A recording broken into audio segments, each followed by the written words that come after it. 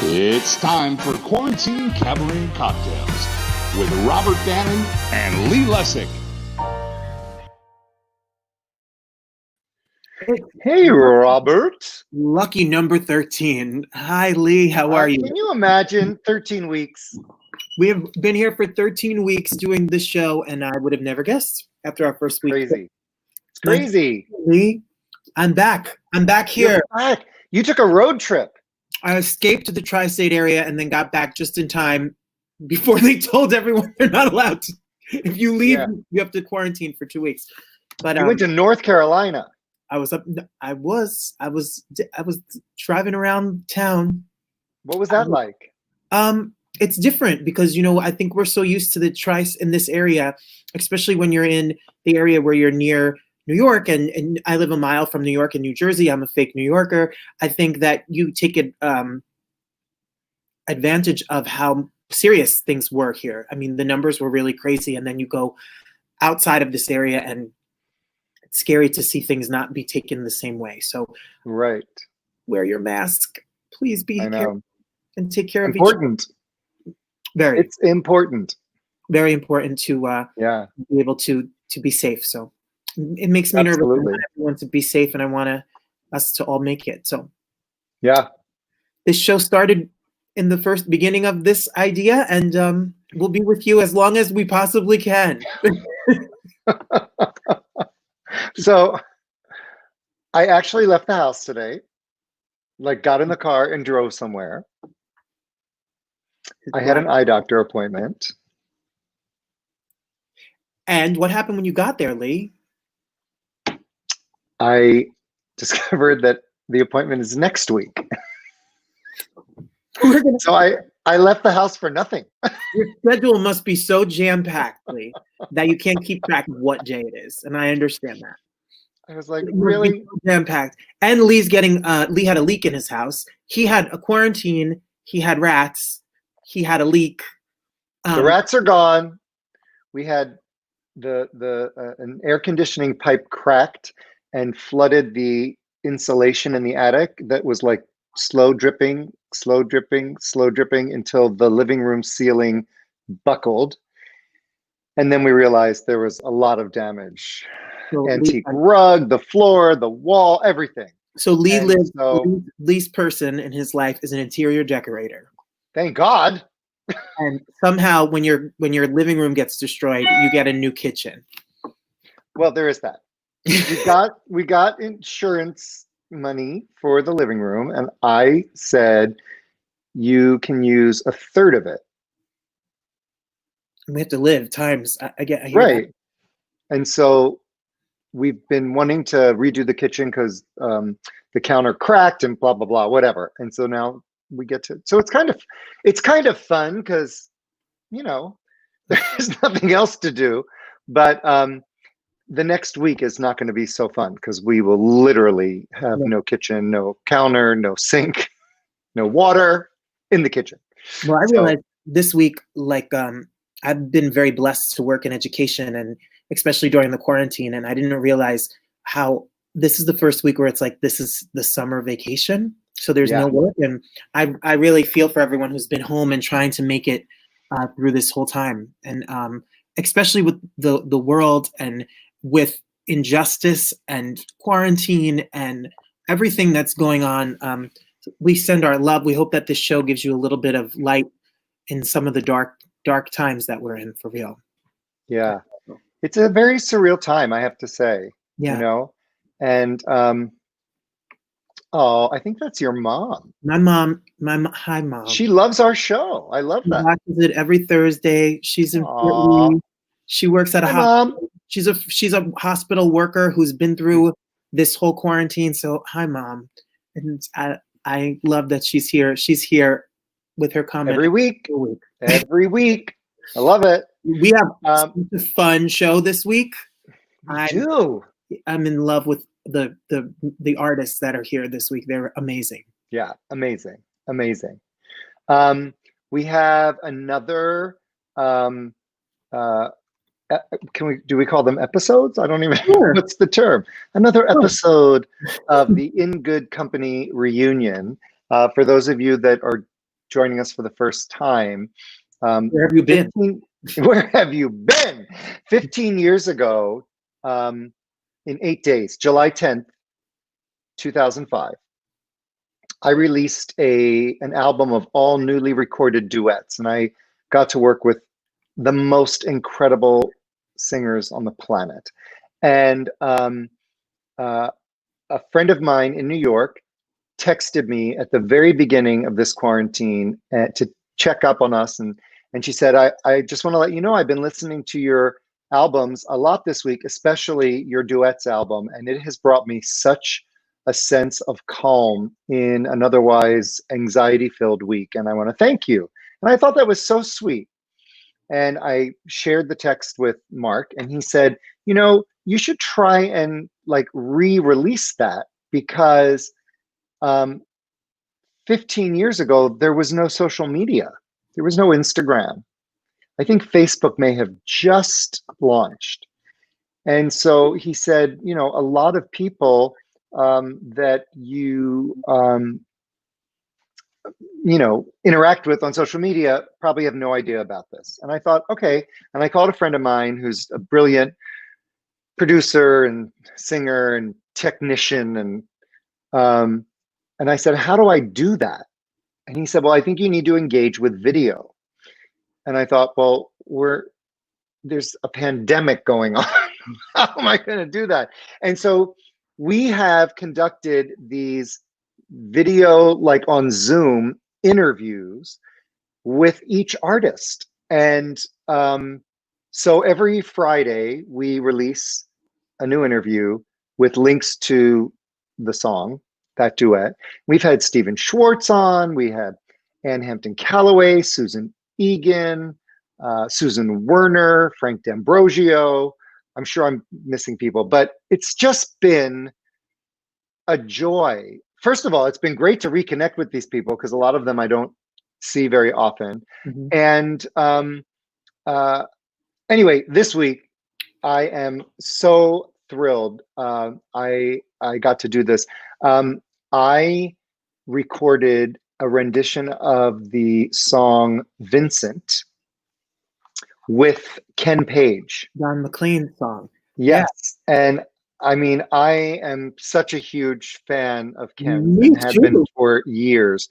And I saw him in Ain't Misbehavin', I saw him in Cats, I saw him in The Wiz. I mean, he's just a legend to me. And I'll never forget, I used to participate in a big AIDS benefit out here called STAGE, which was, it stood for Southland Theater Artists Goodwill Event. And it was the longest continuously running musical AIDS fundraiser in the world. I think they did 25 years maybe. And each year the concert would be a tribute to a composer or a group of composers. And so one year they were doing Andrew Lloyd Webber. So of course, Ken was part of that. And I was invited to sing. And then also my record label, LML Music, started recording and releasing these live recordings. They were spectacular. Everybody would sing, you know, one song, and they got everybody you could think of, from TV, Broadway. I mean, it was unbelievable. And so Ken was there, and I was walking down to the dressing room, and I had to get everybody to sign a release because we were recording the show live for a CD. And so I approached him and introduced myself and whatnot. And he said, Lee Lessack.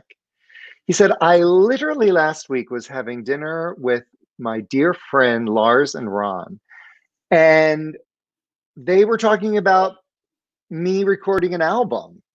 And they said, you need to contact our friend Lee. And they gave me your card, and he pulled my card out of his wallet. That's crazy. Is that insane?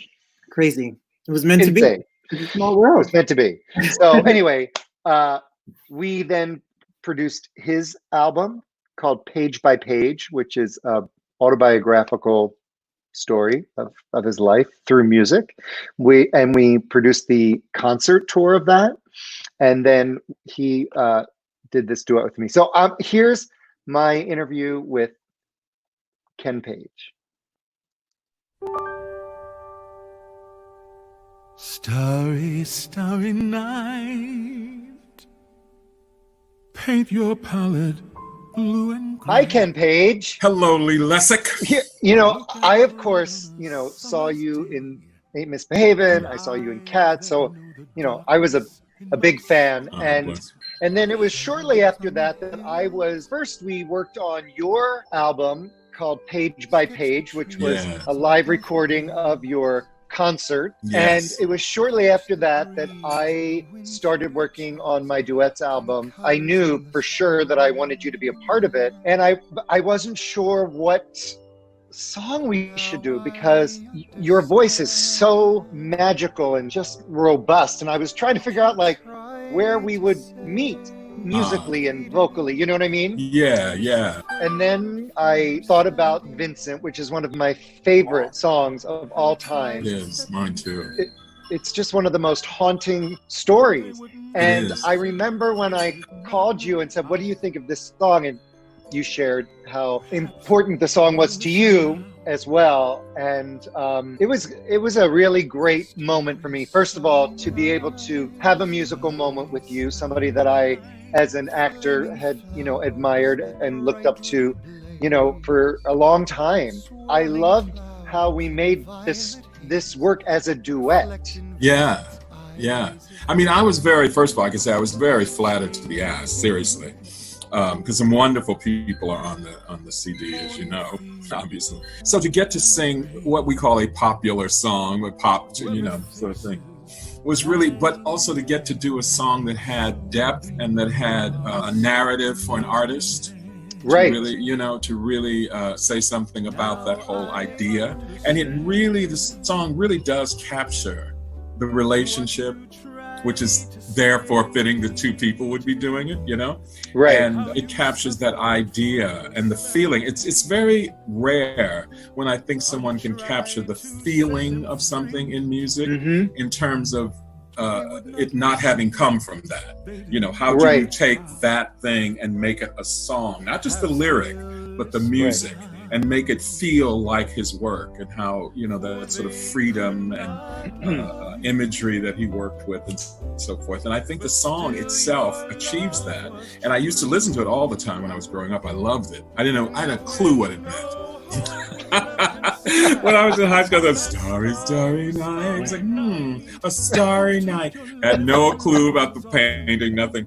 But I always loved the song. And to get to actually live in it with someone was really a special thing for me. All the songs on this album, this was the one that I wasn't sure what would make it a duet. And we found the, you know, sort of the polar voices that it worked beautifully. I love this I love this track on the album so much. Yeah. Love you. Love you too. Mwah. Like the strangers that you've met, the ragged men in ragged clothes.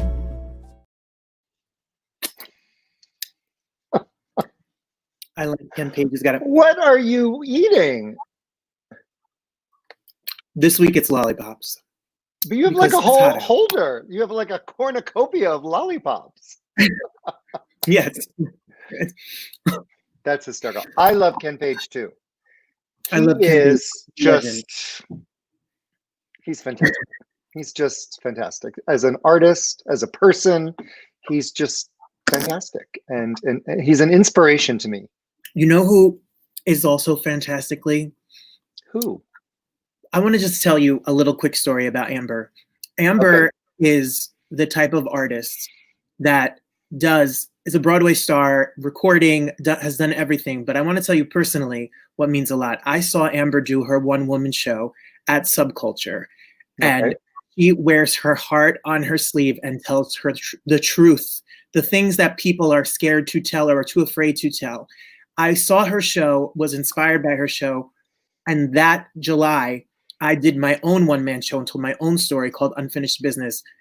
She, the star that she is, was just on Broadway, shows up on a Sunday night to come support me and see me do it, because she truly inspired me. We saw her in Witness Uganda in LA. She was going and will be in Lempicka, which is coming to La Jolla. Eden was on and talked about the show. I'm just so happy that Amber is here to talk about the Broadway Advocacy Coalition and everything that's been going on in Broadway, and share her light and talent with us is a real blessing. I'm really honored that she's here with us. I am right with you. I met Amber when she was out here on tour with Hamilton, and our mutual dear friends, Matt and Griff, texted and said, you know, if you're free on whatever night it was, come downtown. A friend of ours is doing a concert. And I was like, okay. So we went downtown. There was like a pop-up event at some warehouse building. I had no idea who she was or anything. And I was laid out. Oh my God. I've never seen anything like it, because it was so, I mean, she's an amazing vocalist. But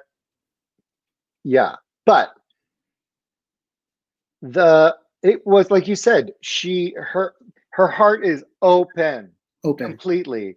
And the story and the journey, it was incredible. It was incredible. And then we went to see her in Hamilton. She was fantastic. But this song that she reinterprets, I'm going to just play a little clip and then she'll be on to join us. I cannot get enough of it, because, you know, as a vocalist, you know, we all want to like do a new rendition of a classic, a hit song or a classic and whatnot. That's not so easy to do well. No. You know? But she's done it. Yeah. This is Amber Iman.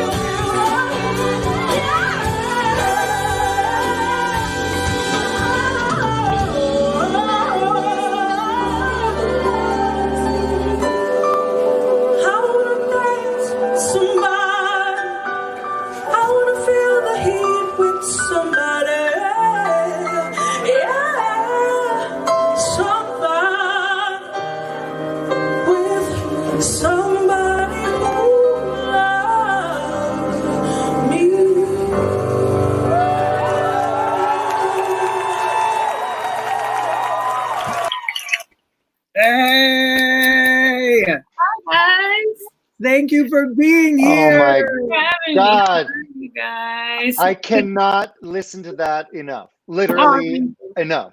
I appreciate it. Not only so do good. You take Whitney, but then there are people who sing who now do the Amber version of that song. I know. I've seen it.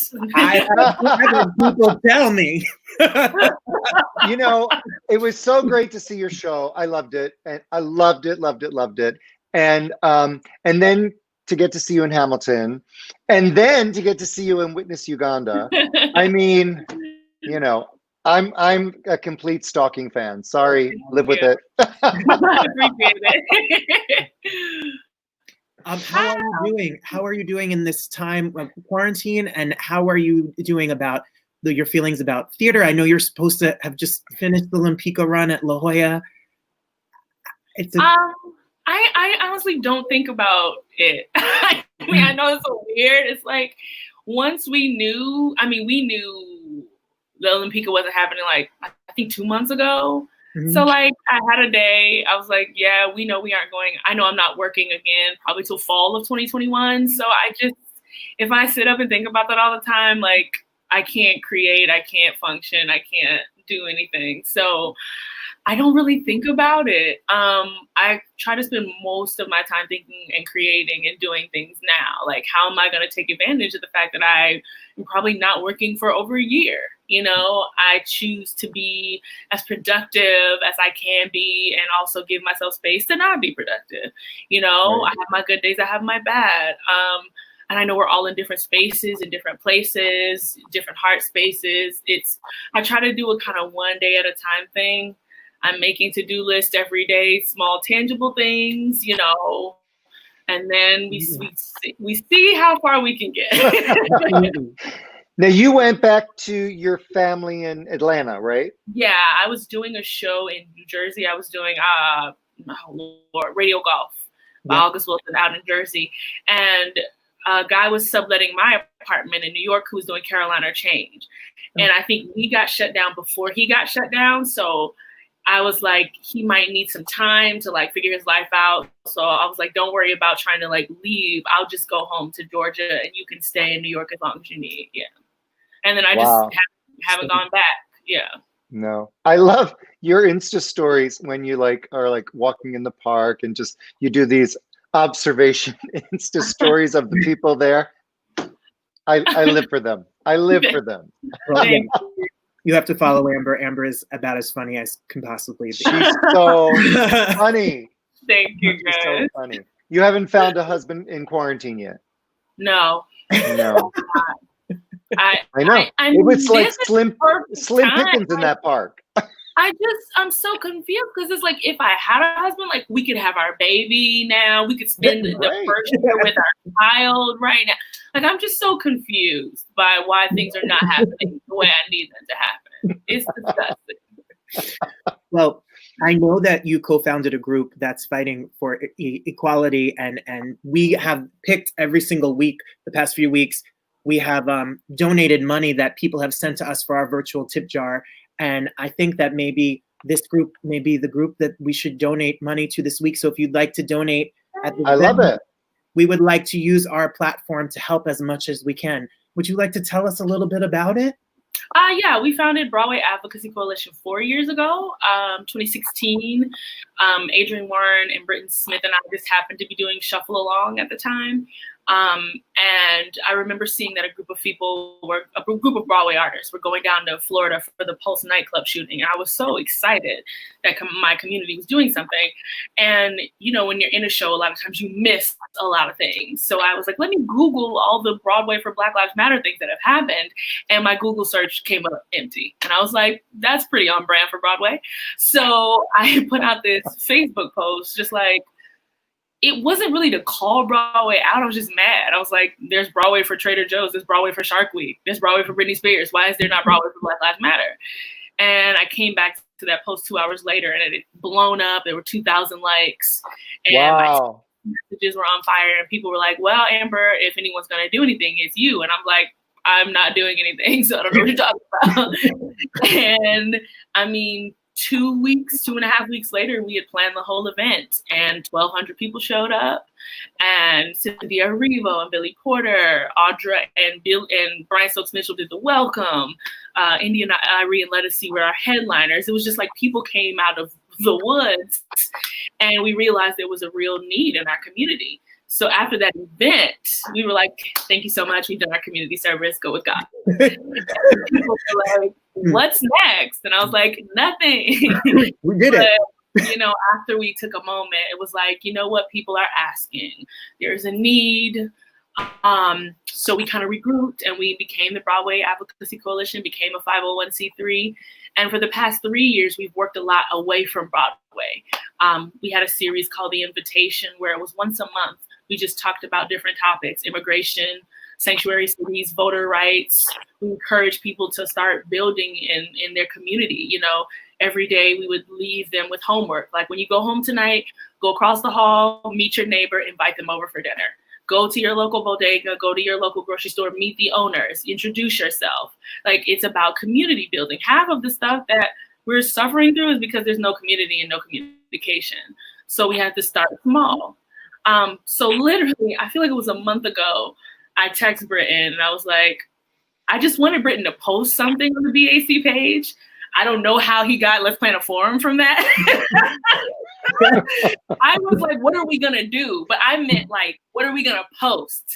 And I guess he knows my brain because we're partners. And he was like, so Broadway for Black Lives Matter again? And I was like, no. Like, what people don't realize is we don't want to do this work. Like, no one wants to have to fight for racial justice or anything. We just want there to be justice for everyone and equality and equity. So, but we knew there was a need. So we planned this 3-day forum that exploded, that 5,000 people showed up. You know, we had healing just for Black artists, which was the first day. Just because we needed to come together and scream and cry and talk and listen and unlearn and unpack. And then we opened up the second and third day so that white people could come in and listen. Like, you can't talk, but we're going to grant you access so you know and hear for the first time. Because people think Broadway is like, oh my God, it's so perfect and no one's racist. And we're like, that's a lie. But a lot of people have been sheltered from it, or they don't really know it exists. So we bring in LaShawns and Liesl Tommy and Daniel Watts and people to be like, yes, I was in a show with you and you didn't know it, but the shit was racist. Like, we just have to be honest, because I feel like people don't know unless we tell them. So here we gave you an opportunity on the second day, listen. And now on the third day, how are we going to be accountable? How will we move forward, deconstructing, breaking down these racist infrastructures and rebuilding institutions, rebuilding organizations? It's going to take a long time. And a lot of, but we have to start having these conversations. That is amazing. Amazing how it just came out of your amazing. And obviously so needed right now, you know? Absolutely.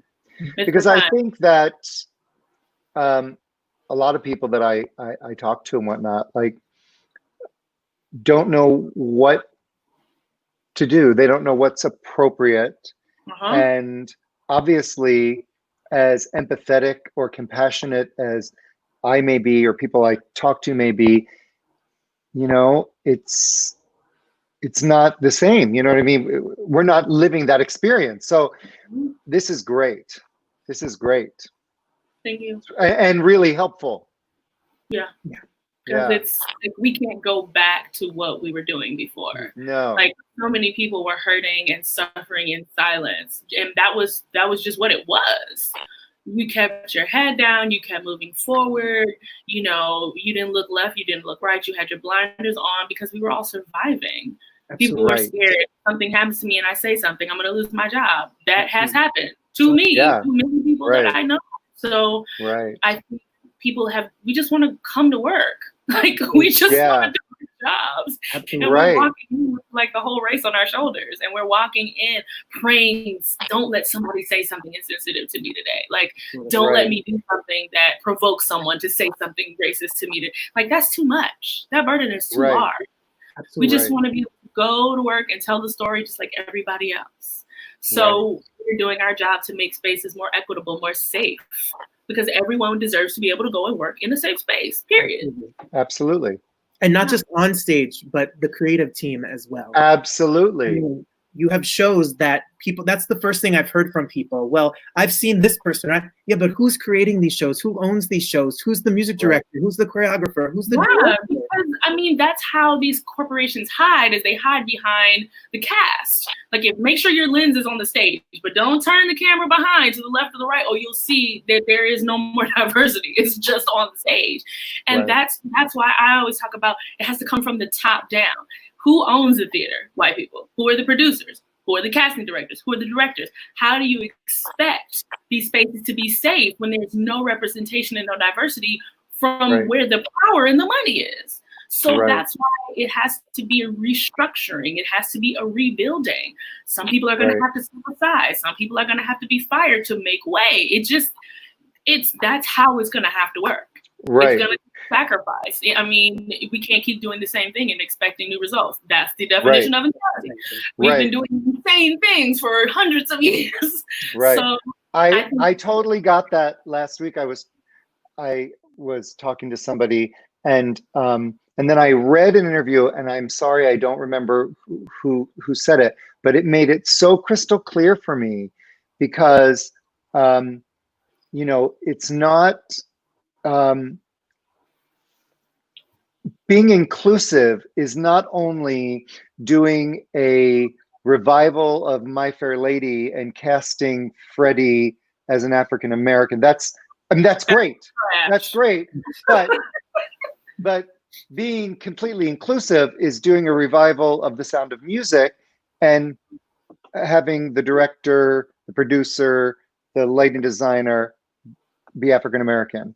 Because I mean, I think that is good. What we are wanting is from jump, we want things created and rooms built with people of all colors in mind.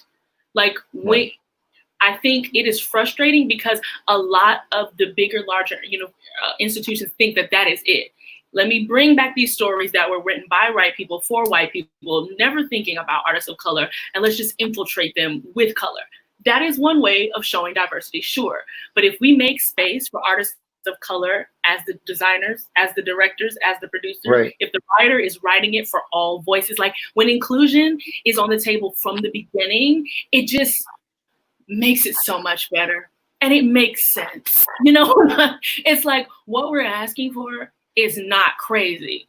It's what the majority gets all the time. There's a white producer, a white director, and a white casting director in there. It's like, we want the same thing. We want Latinx stories told like that. We want Indian and Native American. Like, it just, everybody deserves to be able to look on the stage and see themselves. Be represented. That's it. Absolutely. And not have themselves be an afterthought.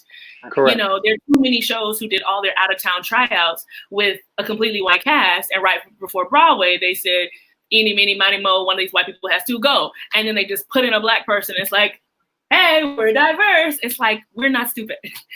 We can look back to when you were out of town. We see what you did. It's like people think we're dumb or blind. We get it. You're trying to keep your show alive and you don't want anyone to protest, and and they think that that's enough. And it's not enough. We've got to go back to the drawing board. We really do. Is there a way that as a consumer in theater that we could help support, besides giving money to organizations like your own? Do you have a suggestion about where to spend our money or how to reach out to people to make our voices heard? I would love for people, I'm big on self-education because I feel like you get so much more when you discover it yourself. Like there's the Classic Theater of Harlem, there's the National Black Theater, there's so many theater companies that are owned and operated by people of color. They exist everywhere. And so if you can find those companies in your town and go check out a play. Everything and everyone is on Instagram right now. You can follow these artists, these writers. They need support. They need viewership. So many people are doing things online, small little readings. Go watch a playwright who put their show up on Instagram for an hour. In 2 years, they could have a Pulitzer. And you were a part of watching them go from Instagram to a Pulitzer. Like, if you just start looking, it's there. You know what I mean? Even if you just start with your favorite Broadway performers. If you go on their pages, I bet you will find other Black artists, other Black writers, other Black directors, Latinx, same thing. Like, we stay together because we are trying to create our communities. I just started a page with two of my girlfriends called Black Women on Broadway, where we're chronicling and celebrating Black women in theater across the globe. There are casting directors on there, directors, choreographers, hair and wig design. Like, we're trying to build platforms so that when people say, I don't know a Black casting director, go on my page. I bet you'll find 4. You know what I'm saying? That's what we're doing. So I encourage you to do just a little bit of digging and research. I bet you won't have to dig long or hard. But if you can find local artists in your communities, in your individual communities, and reach out and say, how can I support you? They would love that because they don't get that often. Right. So that's what I really am an advocate for. It's just when I told you, we would tell people to leave our events, go next door, meet your neighbor, go to your bodega, introduce, that's what we should all be doing. It's a pandemic, wear your mask, but start meeting people and building relationships, because that's what it's about. Absolutely. So we have to take a moment, of course, and talk about the Hamilton film that is dropping tomorrow on Disney Plus. Are you excited? Are you going to watch? No, because I don't get a paycheck. I feel so bad because so many people want to ask me about it. And I'm like, I'm not in it.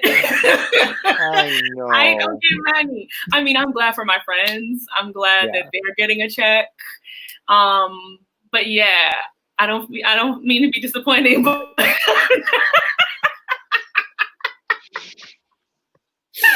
I mean, I haven't seen it yet, but it looks like from the trailer and the clips that I've seen, it looks like the film is beautifully done. And, I gives know they shot 2 different performances, and then everybody came in on like a Monday on a day off, and they did close up. So I mean, you get to see Hamilton in a way that probably only if you've done the show that you've gotten to see people's faces and be up close to.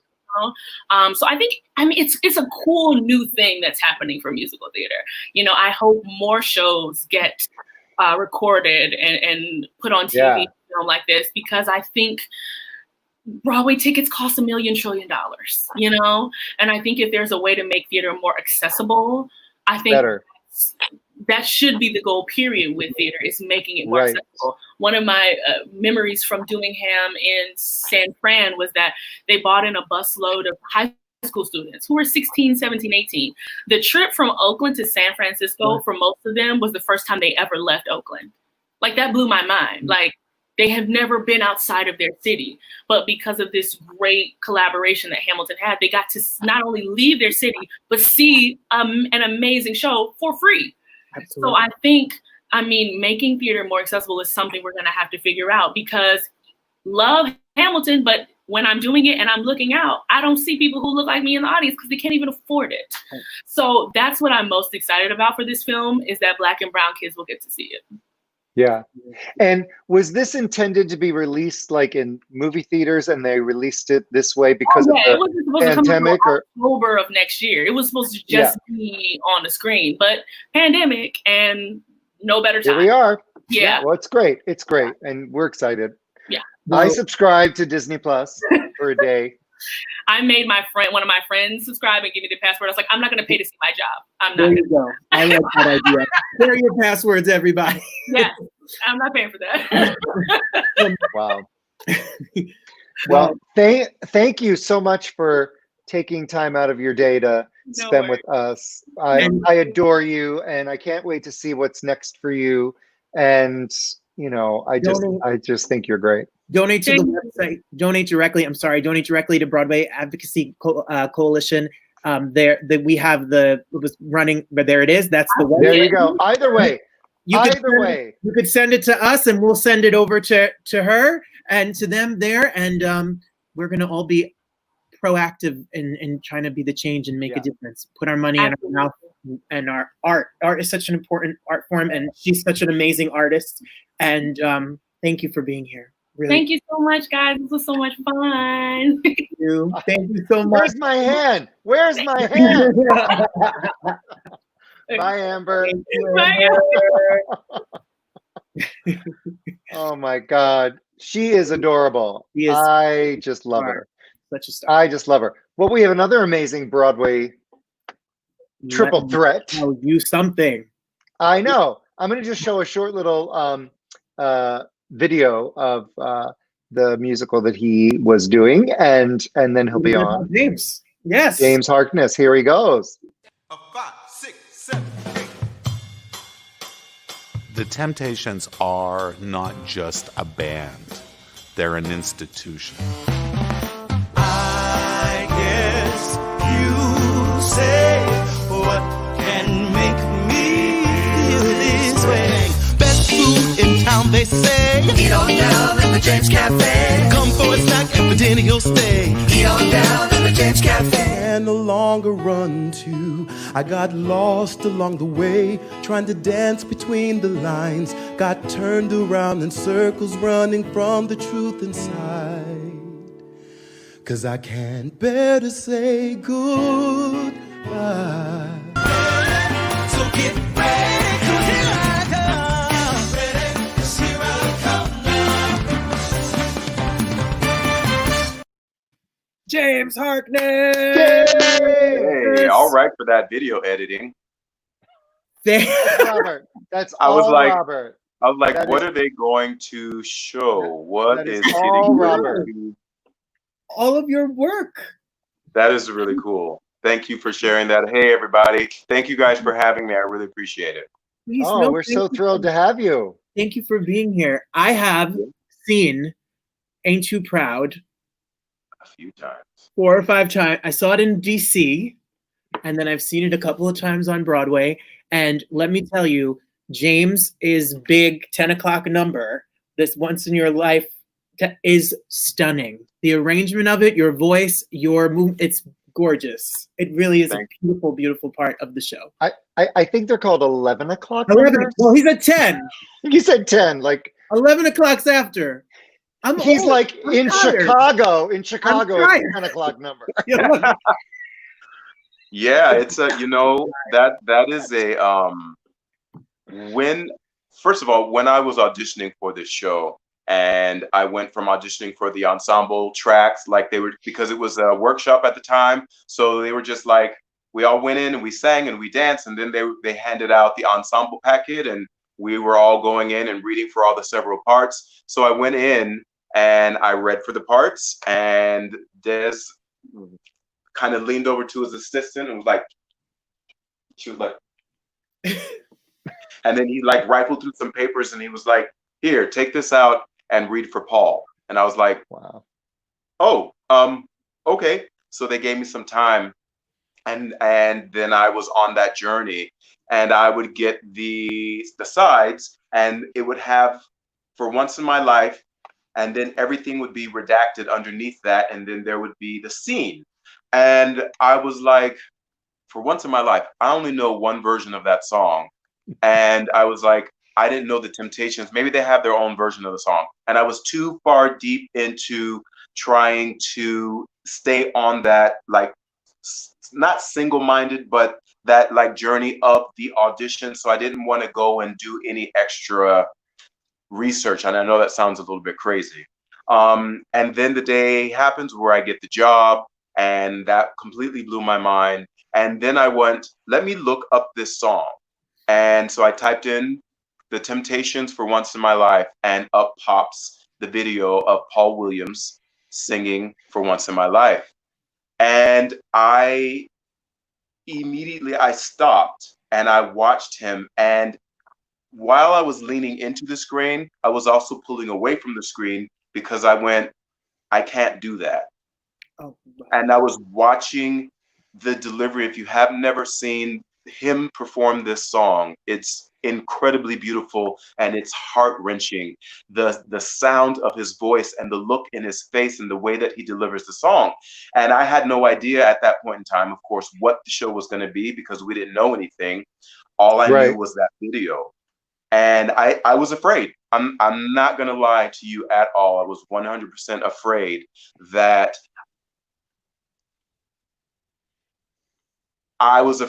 maybe a mistake had been made. And I was walking into something that I wasn't going to be able to handle. Wow. And then the rehearsal situation happened, and I read how everything was set into place. And then I realized it was the 11 o'clock number of the show.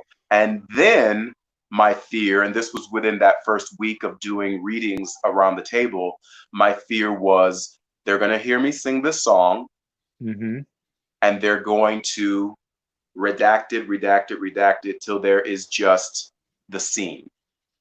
And I was deathly afraid of that, because sometimes that happens when you do musical theater and you're in a new play. Several people can attest to those stories of, they had a song is gone.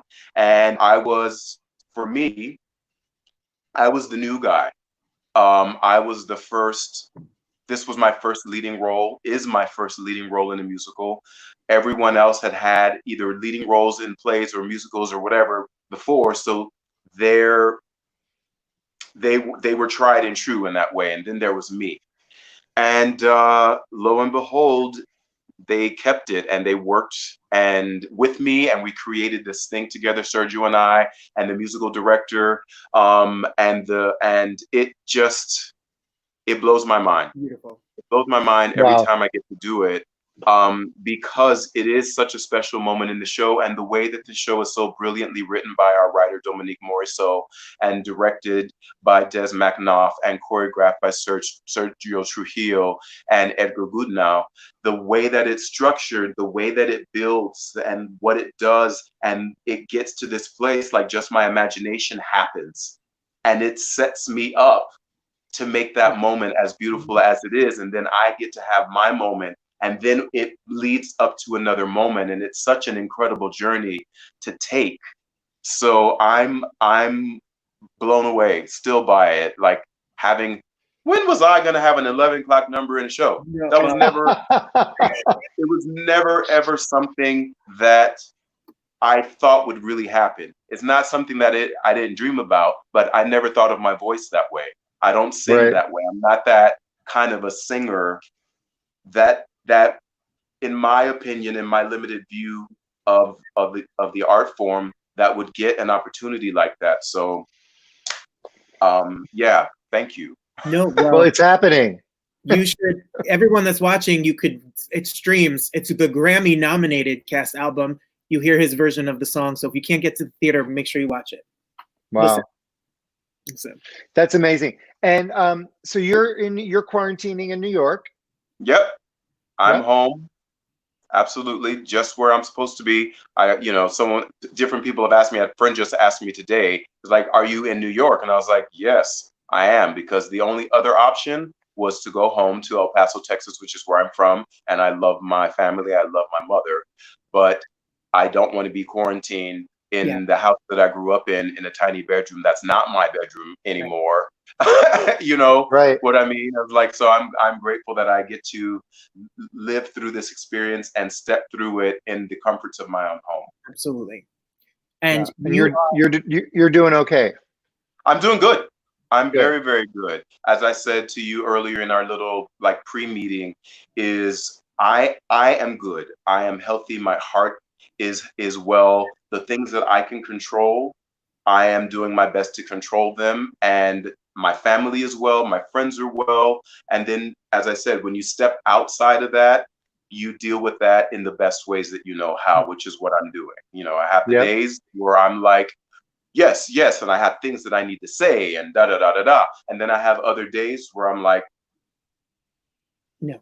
And my bed is like, hey, and I'm like, hey, and I'm like, you know what I mean? So yeah, I'm taking it day by day, as Amber is saying. That is what we are all doing right now. It's all you can do. I do want to just tell everybody that James is doing master classes, and you can work with him and whatnot. And I'm going to put up on the screen here how you can reach that. It's Boo Masterclass. Did I do that right? James. Yeah, they took out the other M. It might have been like a cute way to do the name, but it also could have been maybe somebody else had Boom Master Classes. So it's just like, well, how do we do that? Let's take out an M. Well, James, you've danced for a lot. You are a dancer. I mean, I know you've done Vegas and you've done a bunch of. You should see him dance. I at the root, my foundation is dance, and so I've definitely had the opportunity to work with some incredible artists, both on the choreography side and on the dance side, and I'm incredibly grateful for that. I have to say, in relation to that, there have been several times throughout my career, especially in the last, I want to say, 5 years of being on Broadway, where there were times when I was doing Beautiful the Musical and I was with these incredible people and I was playing one of the Drifters. And it was one of the first times in a show in New York City where I was featured more as a singer. And there was a period of time when people would come out of the stage door, I would come out of the stage door and people would go, "Oh, you're such a great dancer." And I would be like, thank you. Because of course there's a thank you there. But I was like, everything else I did on the stage seemed to be a nothing. And I was like, I knew that I was doing more than just dancing in the show, but that's the thing that people would gravitate towards. And it hurt a little bit. And that was my ego. That was all my ego.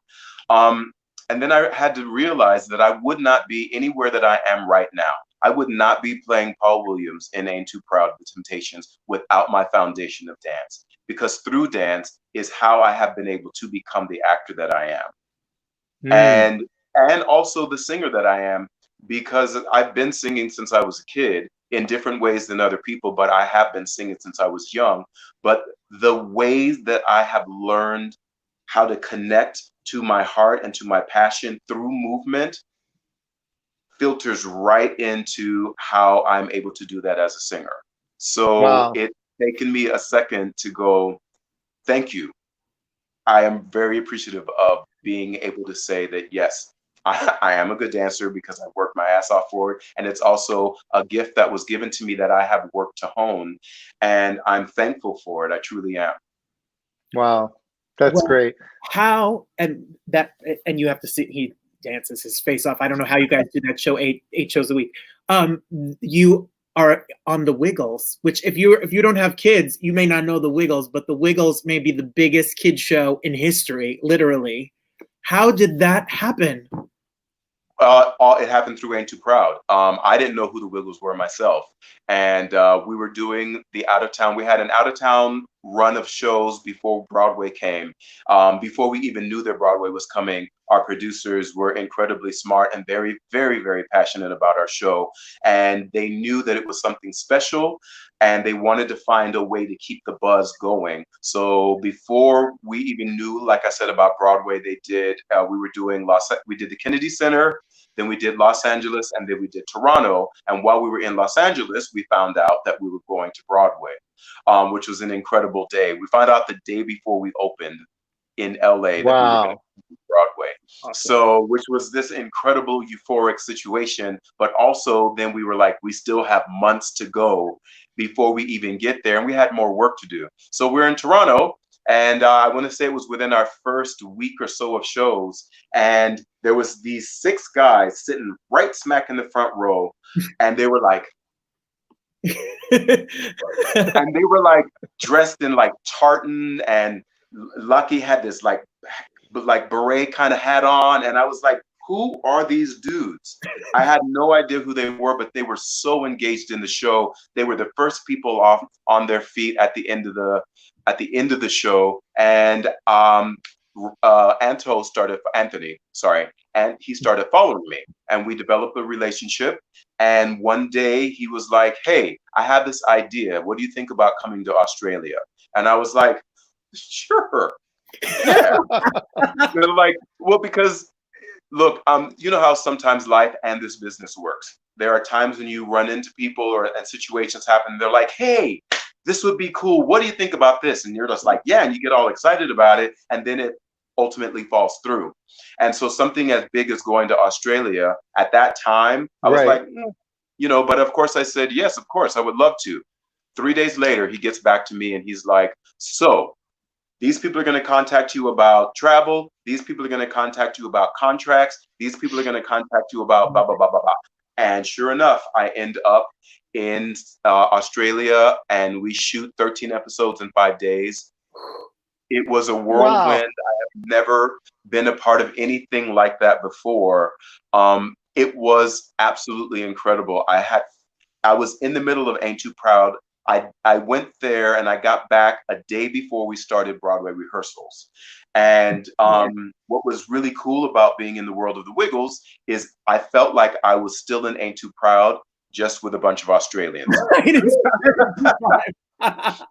It's crazy. Wow. I know it's a funny thing to say, but the family that they have over there, how they love each other, how they work with each other, it was like being in Ain't Too Proud. It was the craziest thing to find that type of heart in a place across the water that I would never have expected it to, but it makes sense seeing the success of the Wiggles and how much their fans stick with them. And even when they were younger, then they grow up and they have their children and their children watch the Wiggles. And it's this thing. And it turned into Le James Cafe. Anthony had this idea about me. I laugh still because it's still such a funny thing to see Le James Cafe. Like when he pronounced it, he sent me the thing and it was like, it's called Le James Cafe. And I was like, wait, it's called what? And I was like, okay. And then he showed me a video that they had painted the whole backdrop. And it was, if you've seen it, you showed that little piece, but there's that big red sign at the top that says Le James Cafe and then this whole other thing. And I found it so incredibly surreal. And then to get there, it's amazing. it was amazing. So great. So it's a real blessing to work with this family and work with this man, Anthony. And I've said this to him several times, and I will say it as long as I get to know him. We need more people in the world like Anto. He's someone who actually believes in people, and when he believes in you, he invests himself into you, and he gives you a platform, and that's what he's done for me. And I have no idea what's going to happen with it, and it's not even really about that. Of course, I would love for it to be huge, but what it's really about is that I got to work with this man, and we get to share these things with kids. And I love kids. I think kids are the most amazing thing, and as we always say, they are the future. And right now is an incredibly important time to have such a relationship with kids because of the future that we're hoping to leave for this planet and this country. And I love that we are in this place right now, and that kids are growing up in this time right now to witness the things that they are witnessing, to see and get to learn about this history that we have, and so that they can understand what it's all about and don't repeat any of the things that have happened in the past. I think we're in such a powerful time in this country right now, and education, as Amber was saying, is a very, very important and strong thing. And for people to go out, it's wonderful to ask questions, and some people don't like being asked questions and other people do, but self-education, as she said, is incredibly true. If you go out and you find the information for yourself, it's going to have a much stronger impact on you than someone telling you, because that kind of can go in one ear and out the other. But if you take the initiative and you go out and you find out about supporting Black businesses, supporting Black artists, supporting Black lives, period, and that can be truly as simple as changing your heart and mindset. Absolutely. How you go through your daily life about it. If you just change your mindset, that's a change right there. And that sometimes people I don't think they understand that it can be a simple thing that builds into a much grander thing. I was talking with my manager, and he was saying how, and my manager's an incredible human being, and he was just saying, though, that he was like, I had to stop and put myself in the situation of what could it feel like? What must it feel like, just based on the color of my skin, to walk into a store, and when you walk through the door, you can immediately be looked at as a problem. He's like, I have no idea what that feels like, but I had to stop and think about what it feels like so that I can begin to have an understanding, and then I can begin to have these discussions and take part in these discussions. Absolutely. And I think that's such an important thing. How you think about it makes a huge change. Absolutely. Yeah, I agree. Yeah. I cannot thank you enough for joining us tonight. Thank you. Yeah, it's been delightful, and I wish you nothing but the best, and I can't wait to see your show. I have not seen it yet. I live on the other coast, and when you were here, I was on tour.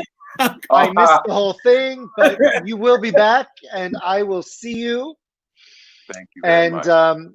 It's great to meet you, and stay healthy and stay well, and hopefully we'll all be back to work soon. Absolutely. Yeah. Thank you guys for being incredible hosts. Yeah. Thanks people for watching, and we appreciate Take care. Thank you so much. You too. Thank you. Bye. Wow. Aren't they so great?